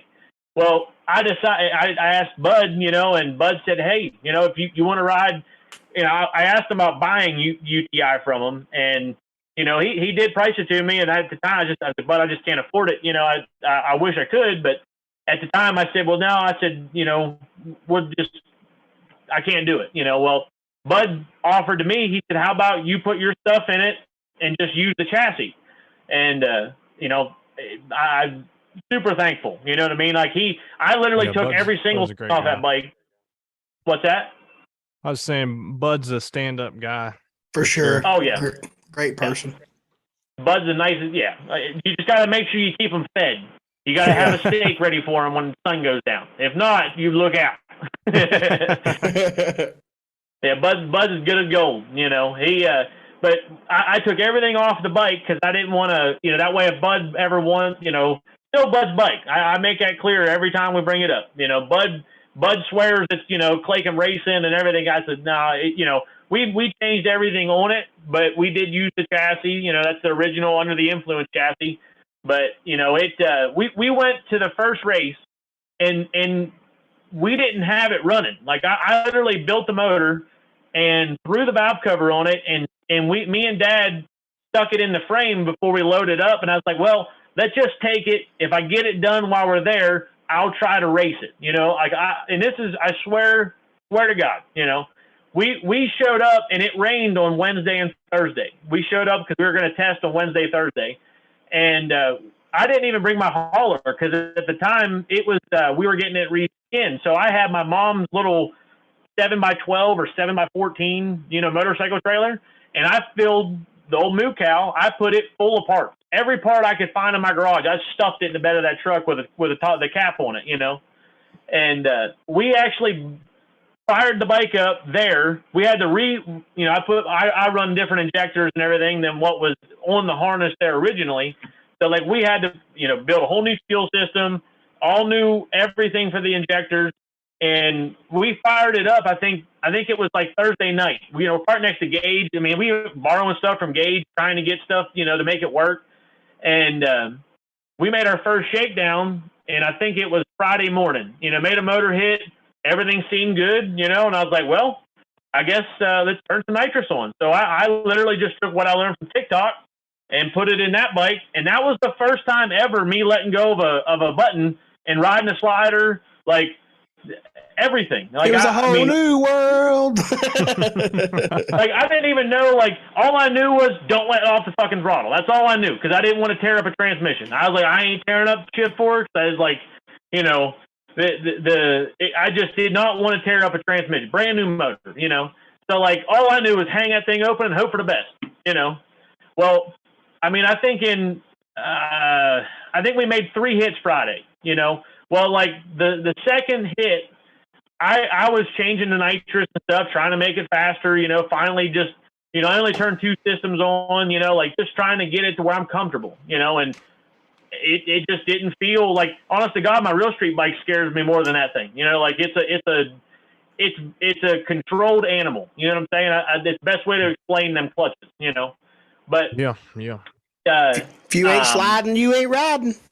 Yeah. Well, so quick how important stage delay is, you know. So I put all 3 systems on, and I was bumping the systems to make sure they work. With Holly, you know, bumping them, you take the delay out. Well, we got in a rush, and we forgot to put the delay in for all the systems. Well, that's like a worst case scenario nightmare that you don't ever want to happen, you know. I didn't know, you know, did the burnout, pulled up, you know, 2-step, and let off that button, and it left so damn hard. I'm like, you know, it picked the front. It actually tried to hook, but it picked the front end up instantly up, and then annihilated the tire and like shook real hard. And I shut it down, you know, like instantly off the throttle. And I was like, son of a bitch, it just tore a tranny up. And then I was the whole way I'm coasting down. I'm like, man, if this is how this thing leaves and this is what it's supposed to feel like under a hard hit, I don't want to ride this thing. This ain't for me. You know, that we had a pretty cool video of it. I mean, it's violent. Yeah, that Drag Max hook though, just to, you know, it did hook for about 10 feet. Thank God it spun. Oh yeah, it would have been real ugly if it didn't. Oh, but yeah, we finally got it right by the end of the night, and it, you know, it's grudge. You can't say what stuff went, but you know, it went decently fast, but not fast enough where I know where like TikTok was. And where I knew the rest of the field was, like, you know, at the time, Crow, Teasley, and like all the fast bikes were there, you know. So I literally was gonna kind of, you know, just leave it there. I was, because, you know, didn't want to spend the money, so I just put I locked in Jason on TikTok and paid the money, you know. And Billy Vose come down to the trailer, and you know, I'm talking, and we're saying about what, you know, he was, you know, watching how I was doing, and you know, and he I told him what it ran, and I think I'm just not getting in with that. I said, I don't really have a fighting chance, you know. Well, he talked me into it. No shit. I mean, it was like a 30-minute conversation, him trying to talk me into it. And thank God I listened to him, because, you know, what I did is I just treated first round. I put the same tune-up Jason had. I'm like, I'm just going to ride it and try to keep it straight. And I struggled a lot trying to keep that bike straight, just because I didn't realize you don't drive them the same, like compared to the real street bikes. Like, you don't want to lean them. You know, I drive mine with my feet. You know, I stand on the pegs. And, you know, long story short, we wound up making it to the final, and I ran Crow in the final, and I mean, it was a huge deal. Like, you know, racing real street, you don't do it for the money. Okay. You race real street. Like, I don't even know what real street pays. You know, we've won multiple. Okay. So like, you don't do it for the money. There's no money in it. You do it because you love riding real street. You do it for the challenge. Yes. Okay. Well, I didn't know, like, you know, they didn't act like in sportsman racing, you know, if someone asked me to split, I always split.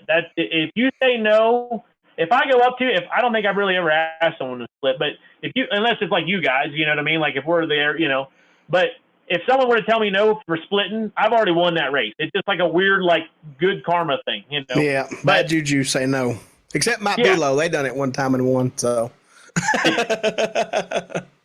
But, you know, they didn't bring it up, you know, the Teasley didn't, and I didn't. I was like, and I didn't even know how much we were racing for. Honest to God, I was like, well, here we go, you know. And I wound up, you know, the bike ran a number in the final, which, you know, I for what it wasn't fast like it is now. But, you know, they had, I think they spun and it wheelied on them, you know what I mean? But it, you know, I went up and, you know, we got the winner circles, you know, and Cecil handed me a stack of cash. You know, and that was the biggest payout. I don't even remember what it was. I think it was like, I think I took home like $6,000 or $7,000, something like that, you know. And just for one race, I was like, man, this is what I need to do. You know what I mean? Like, I was hooked, and that was the beginning of last year. Like, everyone forgets, like, how much it's, how fast it's got to where it is now. Like, you know what I mean? And like all last year, I mean, every race, everyone's the same. I mean, you try to go faster every single hit, but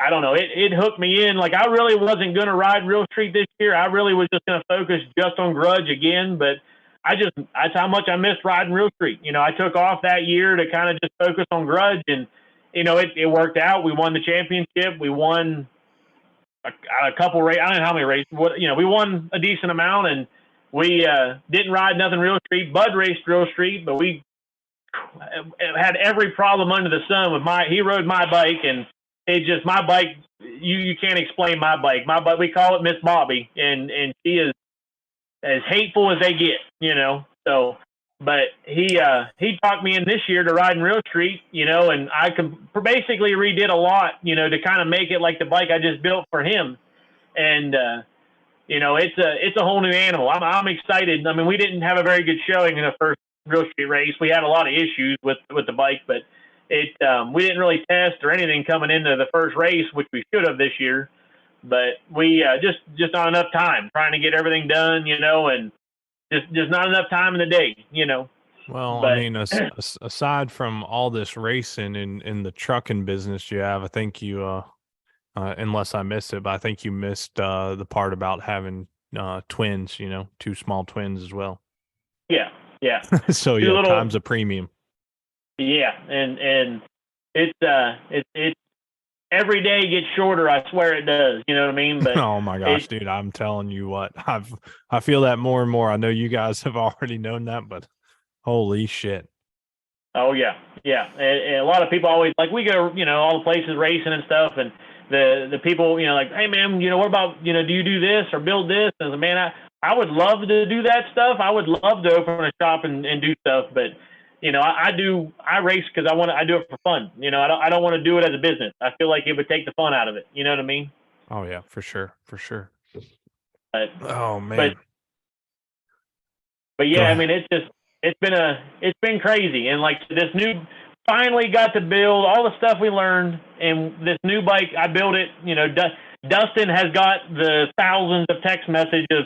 Hey, I need this. Hey, send this, like now, meow, right now. To get on website, like I just hit Dustin up. Literally every single part on all the bikes, I just get through him. Like I don't have time to look it up. I know Dustin ain't, he'll take care of it, and he'll just send me, hey, you need to pay me this. Okay. But it's crazy. Like just a little bit what I've done. I mean, just look at you guys. You know what I mean? The same kind of time period. I mean, look how Dustin. I remember me and him talking about him. When you were working for your dad. And I was saying, man, like, yeah, you so much potential on bikes. Like you got to do something. Like yeah. Sometimes you just got to get in your own boat, man. You know what I mean? So it worked out. Exactly, and it worked. It really worked out. Yep. Yeah, I'm a busy fool. I'm actually been sitting here listening to you and talking to people that's asking questions. So I heard you on your typewriter a time or two. Yeah, I muted it, but I was like, oh shit, I'd mute it so you wouldn't have to hear me clicking.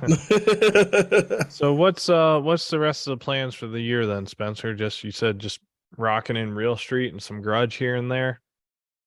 Well, I was going to a couple more other Grudge races, but all I'm racing is just XDA and probably about it. I mean, we're going to go to one race here in June, Grudge Nationals. That race is always, it's Miss V's race. That race is awesome. If you've never been to a Grudge race, go to that race. That race is awesome. There's nothing that explains that atmosphere, down in Darlington. But okay. But yeah, I mean, I got my new bike one trip. It's going to be in Maryland. I mean, we're trying to have it ready to go to Rockingham here next weekend, but right now, I mean, literally as I'm talking right now, we're pulling a cylinder head off of one of the Peterbilts, trying to get it ready, for a driver. But as much as I want to have everything ready, I tried like hell to have it ready for the first race, but this everything on it is new. There's nothing everything that I wanted to build for a all out grudge bike. And before I was just dealing with what I had just because I didn't have it. I mean, I took all last year and just been saving money and building, piece by piece. And this bike, I'm hoping, should be right where, should be what I want. You know what I mean? You can't. I hate. That's the worst part about grudge racing. You can only share your ET and what you do with your buddies. You know what I mean? But if there was a record, I bet. Yeah. But tell them why you named it One Trip. Yeah, that's a long story, but long story short, if it's going to make one trip for the weekend, you don't want to sit next to it because I'm going to blow that bitch up every fucking pass. You watch. Sounds like the old Spencer Claycomb right there. Oh, man. But my grandfather, whenever my grandfather was trucking, and whenever he would leave to go trucking, the joke was, he passed away here just a couple years ago, and when I was a kid, I never heard of heard him called, but they used to call him One Trip because he would leave, make one trip, and then something would go wrong, and he would come back to the garage, and we were up in Pennsylvania, we were up there, and they had a Homer Simpson doll, from The Simpsons, and on the back it said One Trip, and then someone gave it to him as like a joke, and literally we were trying to think of a name for the bike, and I was like, man, there it is. I said that's the bike. Like last year on UTI, I didn't make no shakedowns. I would just make one trip and then I'd go right into racing just because I didn't want to wear out engines. I didn't want to burn stuff up, and it just, I don't know. It as it's grown, we've had a year to think about it. Like I said, one trip, and I bet you it'll be a name you don't want to sit next to. I bet you that, But man. And then all the call like Carter, and Gray Matter, and then Bud and his real street bike, and it's just not enough time in the day. I mean, that little bit and my bikes keep me so busy. There ain't, there's just no way to do any more. Believe me, you and Dustin, and all the stuff you have to do with building your stuff, I don't even know how you do it. It must be all those Bang energy drinks. I think you might have drank 2 or 3 of those today. I'm tired just thinking about it. Yeah.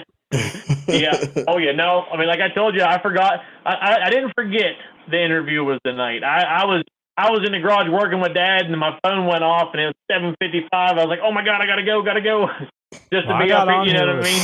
I got on here with Dustin, and I said, what's the chances you think this Amish outlaw will figure out how to call in? Dustin was like, probably slim to none. I said, yeah, you're right. I said, do you think he even remembers that we're calling? And he's like, I don't know. So that's when I text you. What else you want to talk about tonight? You kind of went through the whole story and gave everybody a good rundown. If they don't know you, then they probably know you now. Anything else? I mean, what's going on right now with a lot of the craziness on Facebook, but my biggest thing is ask any single person we've ever raced with. We don't tell nobody no. We help anybody that asks, even to this day. Even if we're racing you, if you need more time or if you need a part in my trailer and I'm racing you next round, I'll help you put it on, and ask anybody. It's called sportsmanship, buddy. Exactly. I treat people how you want to be treated. That goes. I mean, I feel like that's what got me where I am now. That's a good rule for life. Yep, all around good rule. But I've learned in this grudge world, a lot of them people ain't like that. That's right. So we're gonna. You just sit back and watch the show. I got this. Shoot, you ain't got to say nothing. I'll take care of the Facebook stuff. For those of y'all that don't know, this comes out tomorrow, so it'll be Wednesday, and you're probably in the know. If you know, you know. If not, it's not that big a deal. No. Some people taking it to heart. It's realistically, in my opinion, grudge is a lot more talk than it is racing.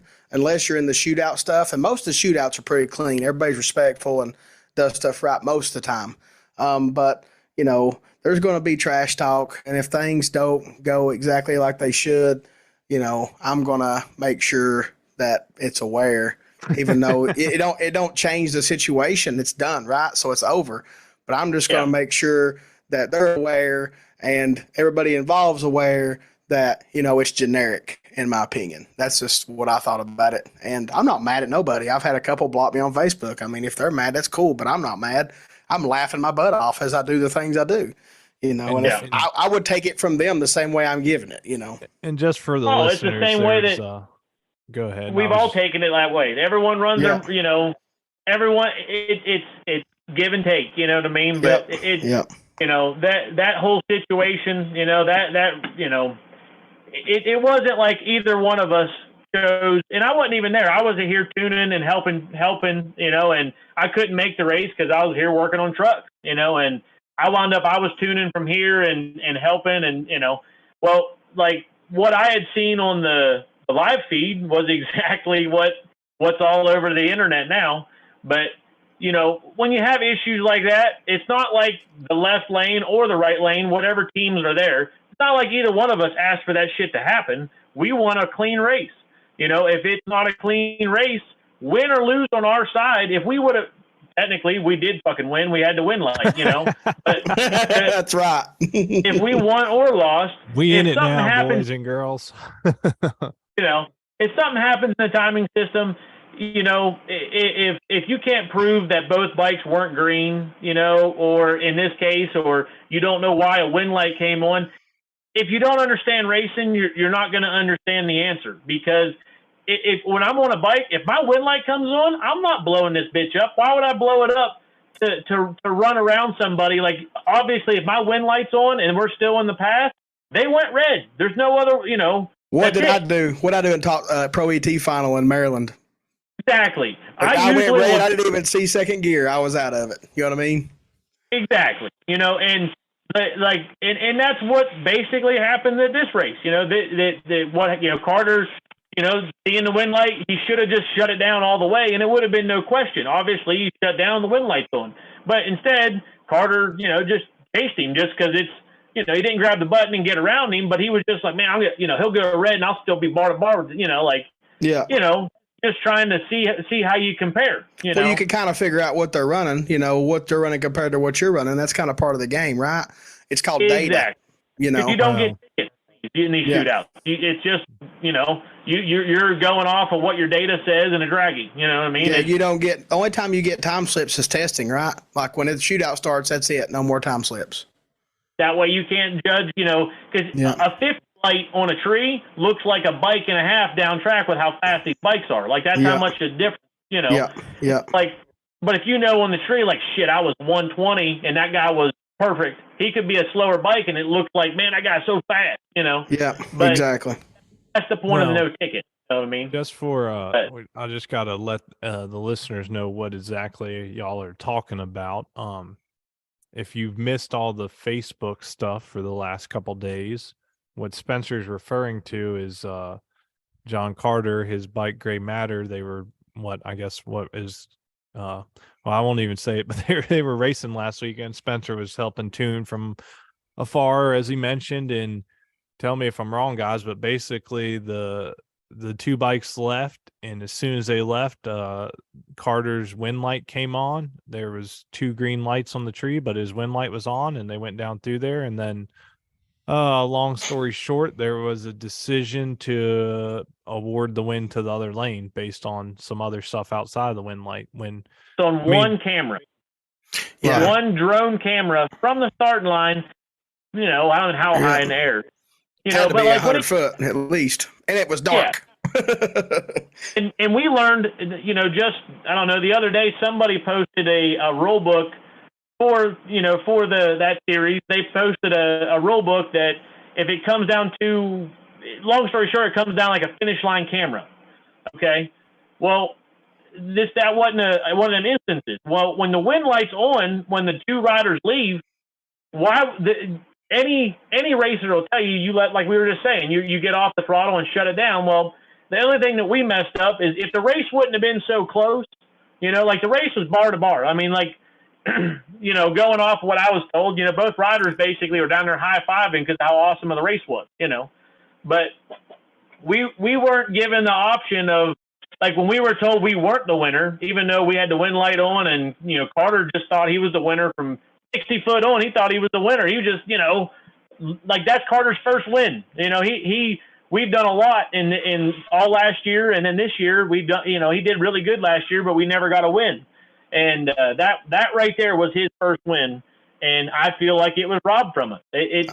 Not that but like we didn't get the chance to state our case of why we wanted to rerun it. It was just we're not rerunning it the way it is. Well, that's not right. That's a bad call. I'm not.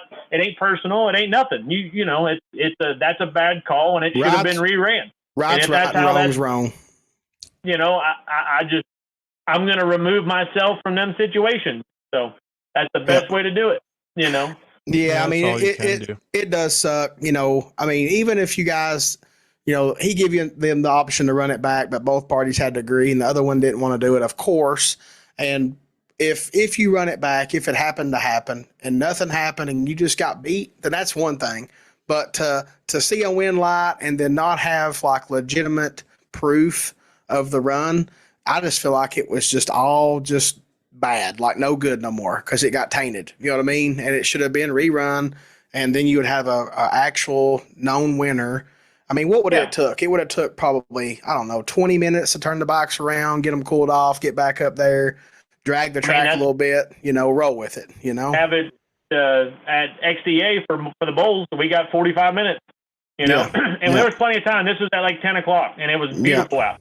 But we were told no, we don't want to rerun it, and that we shouldn't even been in that situation. It should have been the other way around. Like we had the win light on, we should have been declared the winner, and then we would have said, when they came to us, because I guarantee they would have said, hey, we want to rerun that. That's unfair. Y'all got the light.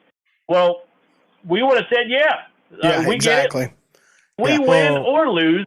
There's never going to be a question of this kind of this. Like it's either we raced and we lost, or we raced and we won. There's no we had light and technically we won but we didn't. Like that ain't right. But everybody gets in their feelings real quick and for no reason. And that's I even told the bike owner of the other lane. I told him, I said, man, I said you need to know where I stand on it, and it's the way it is. It's nothing personal. This is that kind of racing. When you're racing, it's not like we're racing for $500. Like all the money on the side and all the money from the race, like it was like somewhere around probably $7,000-8,000. Between everything. And when it comes to that kind of money of racing on one pass, like there needs to be an extra 5 minutes of consideration of, hey, maybe we should rerun this. Like any. Yep. Ray Charles would have said, hey, we run that, come on now. In my opinion, that was the only logical thing to do, in my opinion. Wow. If the camera, once the timing system messed up, the camera footage don't matter. I know that they posted that they go by camera footage if the timing system messes up or whatever, which a little piece of me feels like that could have been added that night. But either way, now that you know that, I wouldn't even want to race with that like that. Like I wouldn't even want to think about that a series is going to go to the camera if the computer messes up, because it happens. I've been on both sides of that. I've had to re-race somebody after winning, re-race somebody after losing. I've done it all, and I've never got mad about it because it's just racing. That's life of using electronics. Yeah, and it just is what it is. Like I said, a lot of guys take it as they getting their feelings real quick, and it ain't like that. Even those guys, like they know, they've come to me and I've helped them out for parts and everything else. And if I have it, you got it. That's just the way it is. But when you don't play back the same way, well, you treat people how you're going to get treated. That's how they're going to get. That's right.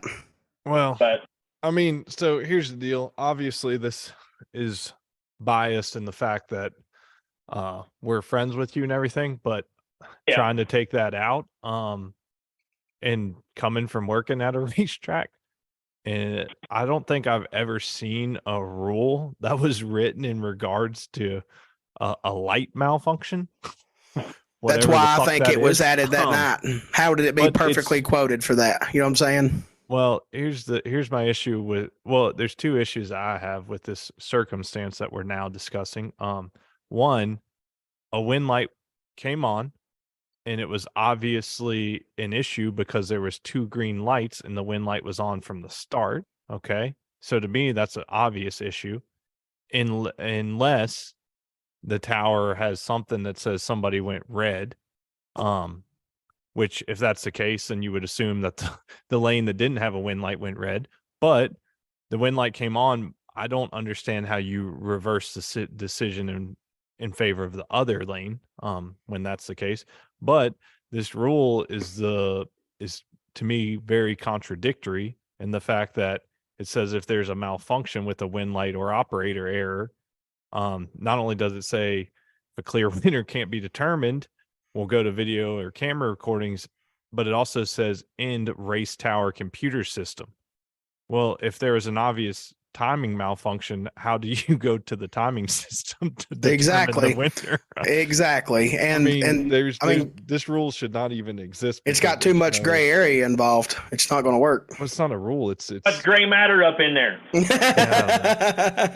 But what I know, I've never worked at a racetrack. It's just it's a very poorly written rule, and the fact that it shouldn't exist as a rule. I mean, like, you don't even need this written. You just leave it up to the race director. If that's the case. But hey, is what it is. Live and learn is what it is. And on a side note, you'll never ever see a Claycomb built. Okay, that's what we call the shop. You'll never see one of my guys or one of my bikes ever take a damn win like that. Let me just throw that on the table. So if you take a win like that from somebody, no, you ain't coming here. You know, this is the way it is. You know that there's no way you can go around beating your chest about a win like that. You know, like, even though, in my opinion, we weren't the fastest bike probably that night. We were probably, even like first round in that same race. They had an issue with, we raced Shona first round, and they had an issue there. Something was wrong with the bottle. It was too hot, too much pressure. Carter, they asked if we would race at the back of the pack so they had time to cool it off. You guess what we did? Raced at the back of the pack so they had time to get get everything right, because we want to race. We don't want, we're never going to take an easy win, and then look at the final round, and then look at what happened. It's like, there's no. How do you fix the situation? You just, remove yourself from it. It's easy as that. That's right. You got the right outlook on it. I mean, we hate that happened to. It's just some of them lessons that you learned. For sure. Yep. Lessons that you learned, just like melting pistons years ago. You just got to look at it like that, just roll on with it, and it is what it is. But that is one of the wildest rules I've ever read, though. Yeah, no doubt. I mean, it's it's unique by any means, and I still think that it was added right after the instance. I mean, there's no way that it could just have been a perfect match rule for that, and it might have not have been. Maybe it's always been weird like that, but anyway. Well, I mean, even if it wasn't, and that's in your rule book, why don't you have a camera at the finish line pointing sideways, like, I don't know, JJ the boss has for arm drop stuff? Street outlaws. Well, I guess that would be my question, is that if that's a rule that you have written in there, to be prepared for it. Then there's a camera at the finish line, right? Right. Yeah, not at the starting line, looking down the track. Can you look down the track, see a winner? Well, is a drone the wind light at comes every on, race? My follow-up question is there a drone at every race that records every pass? No, because the rules even says when applicable or whatever. Like, that shows that they're not there every time. Yeah, if it was daylight, you could probably, maybe, it depends on the distance between the two riders. If you could probably tell who won if it was directly behind them in the sky, but it was dark. Like the video, I watched the video like on the live, and it, like, in the live you can't tell nothing. Like, you're like, they go away because there's a dark spot in the track, and then you could see them again. I'm like, I just would rerun that, like, in my opinion. Not because, I mean, yeah, Spencer's my best friend. Yeah, for sure I'm going to back him, especially because he's not wrong. But if somebody I didn't know was in the same situation, I might not make cool videos to make it funny, but I would still have the same energy. Like, it just ain't right. You know what I'm saying? Like, I would still back the person and be like, man, this is just dirty, And I mean, I hope they figure it out. Like, all I would like to see is just an apology and say I made a mistake and correct the rule book and go back and fix the problem. Rerun stuff when this happens. If they done that, it'd be cool. Well, exactly. It's like that. It is what it is. We live and learn, but that's right. it's just like in real street. Whenever if you lose and then the winner, passes a scale and then somehow the loser is now the winner. I learned that rule from Johnny Turbo, just to throw that in there. Yeah. I got it's a rule. Yeah, that's a rule. Yeah. Well, they didn't like it because you did it. That's the thing. I had it done to me, and I was like, all right, that's in my playbook now. So yeah, we pulled that out before, and I remember people, oh man, look what they did. No, like we go to win. If there's a chance or whatever, we're gonna take it. But we ain't, we're not gonna cheat to get it. But in grudge racing, there ain't no cheating. Yeah. So it was unfortunate circumstances for all involved, and I'll just kind of wrap it all up like this, because Dustin and I, our goal is to, or one of the goals is to promote the sport in general, and I just want to say, we're not throwing shade at this particular series, and we're not wishing any ill on them. The point was just to kind of clarify a situation that happened, and it seemed like it was a ill-advised or a wrong decision. And I think we're all human. three agree on it. I mean, yeah. But yeah, I mean, we don't wish anybody that's putting on races, even if something like this happens and somebody makes a mistake, mistakes happen. It's nothing wrong with making mistakes because we're all people, but just correcting it and realizing the mistake and, standing behind your mistake and being man enough to say, hey, I made a mistake is what it takes to get respect. You know what I mean? And no, I agree. I mean, we talked about this, and there's some things that I could say that I won't, but Dustin knows, Spencer knows, and it's all out of respect to not, sport to not, further drive down. But sometimes you got to address stuff, and I don't know. We had Spencer on. It wasn't planned to have Spencer on because of this, but it just it was signed up before that. It was on the schedule. What can I say, y'all? Yeah, that's what can I say? Going on right now, and this crazy, what's happening right now. Couple races from now, we won't even remember it. I probably will. That's I will. I won't. Darn, I'm gonna buy me a drone. Oh, yeah. Oh man. Well, official shirt on it, so when it's flying around, everyone knows that that's what makes it call. Oh gosh. Well, hey, like I said, that's the wildest rule I think I've seen in a long time. Anyways, but I hope everybody enjoyed hearing about the sheep farmer, Shatlaw. Yeah, we're able to put some chicken inserts in here with the chicken gizzards. We got Spencer to tell his life story of racing. He almost forgot to mention his kids and his wife. But they're at every race. It's crazy. Kids, when they see the hauler move, even when we're moving it to go like load it up or even go up and wash it, they get freak out if they're not loaded up. Like that's how I wanted my kid. That's how I grew up. We didn't have a whole lot, but we raced, and that's how I was, and that's what I wanted my kids to be around. They're at a racetrack as much as possible. Oh yeah, most of the time, the best people are at the racetrack for sure. Yeah. Oh yeah. I was stoked to have a little man there at 5 months, so that was cool. Well, look, we know you got big rigs to work on and fix, and probably motors to build. So it's dang near 10 o'clock. So I think we covered enough for tonight, and we appreciate you taking the time to talk with me and Dustin. I know you do it plenty of times off the air, but we appreciate you coming filling up some time for the listeners. Hopefully they enjoyed it. And I don't know. That's all I got for tonight. What do y'all got? Anything else? We gotta do an intro for this bad boy, and we're good to go. We're gonna reverse engineer this podcast. So, all right, Spencer. Thank you for joining us. We appreciate it, man. All right, guys. See ya.